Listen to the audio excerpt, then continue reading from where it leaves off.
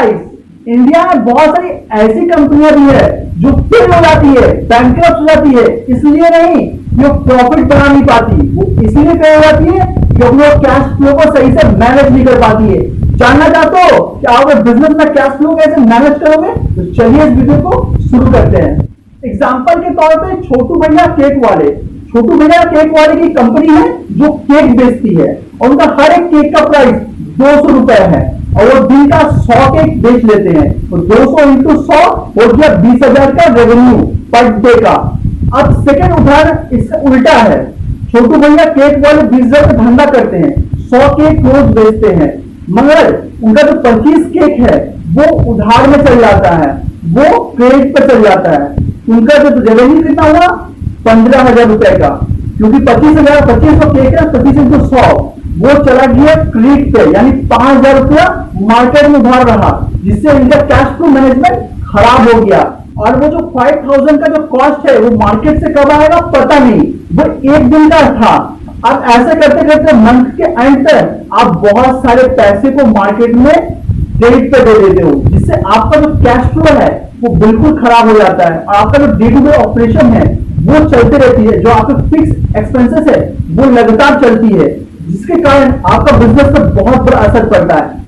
Cash flow manage करने के first उपाय ड्यू डिलिजेंस करना। यदि आप डिस्ट्रीब्यूटर, रिटेलर, कंज्यूमर किसी को भी क्रेडिट के ऊपर माल देते हो तो उसका ड्यू डिलिजेंस जरूर करना कि उसका आपका जो क्लाइंट है, आपका जो कंज्यूमर है, उसका मार्केट में रेपुटेशन क्या है, क्या वो मार्केट में बाकी लोगों को सही टाइम पे पेमेंट कर रहा है। यदि वो बाकी लोगों को सही टाइम पे पेमेंट कर रहा है तो आपकी पेमेंट मिलने की संभावना बहुत तक बढ़ जाती है। यदि बाकी लोगों को ये पेमेंट को अटका रहा है तो आपको उससे बचना है, क्योंकि शायद हो सके वो आपको पेमेंट नहीं करेगा, जिससे आपके बिजनेस का कैश फ्लो खराब हो जाएगा। एग्जाम्पल नंबर 2, इंसेंटिवाइज करना या लेट पेमेंट चार्ज करना।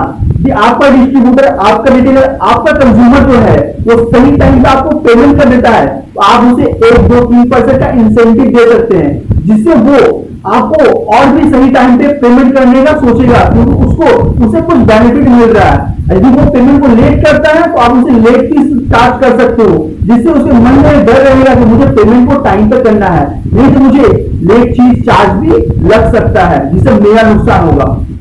एग्जाम्पल नंबर 3, लीगल कॉन्ट्रैक्ट बनाना। यदि आप डिस्ट्रीब्यूटर, रिटेलर किसी को भी क्रेडिट पे माल देते हो या किसी के साथ भी एक पार्टनरशिप करते हो तो अपने लीगल कॉन्ट्रैक्ट को जरूर बनाओ। कभी भी वर्बली काम को मत करो। वर्बली काम करने से फिर आगे जाके आपको प्रॉब्लम फेस करना पड़ेगा, जिससे आपके बिजनेस पे असर पड़ेगा।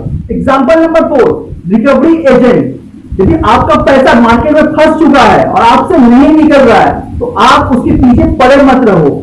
मार्केट में बहुत सारी रिकवरी एजेंसियां हैं, आप उनकी हेल्प ले सकते हो। आपको 1-2% उस रिकवरी का देना पड़ेगा और आपके बिजनेस का जो कोर ऑपरेशन है आप उस पर ध्यान दो, क्योंकि यदि आप बिजनेस के कोर ऑपरेशन से भटक गए और उन पैसे को रिकवरी करने के लिए चले गए तो आपका जो धंधा है वो ऐसे ही खत्म हो जाएगा। तो रिकवरी करने का काम किसी और को दे दो जो पैसा नहीं निकल रहा बिल्कुल, और आपने बिजनेस के पूरे ऑपरेशन पे ध्यान दो, जिससे आपका बिजनेस रैपिडली ग्रो करेगा। अगर जो पैसा आ गया तो आप उसे रीइन्वेस्ट भी कर सकते हो।